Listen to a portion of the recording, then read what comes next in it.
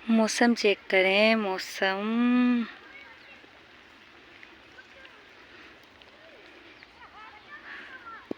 आज मुहर्रमुल हराम का पहला जुम्मा है और माशाल्लाह कल रात से बारिश स्टार्ट हुई है। अभी थोड़ी रुकी है तो मैंने सोचा क्यों ना आपको थोड़ा सा व्यू दिखाऊं। ये देखें जी, कितना खूबसूरत लग रहा है सामने से, सुभान अल्लाह। और अभी हल्की हल्की बूंदाबांदी है, इसलिए मैं छत पे आई हूँ, वरना फ़ोन लेके छत पे आने का रिस्क नहीं ले सकती थी। मौसम चेक करें, वो देखें,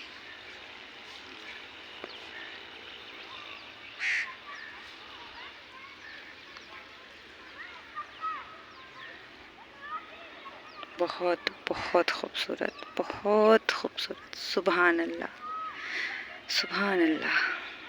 चेक करें।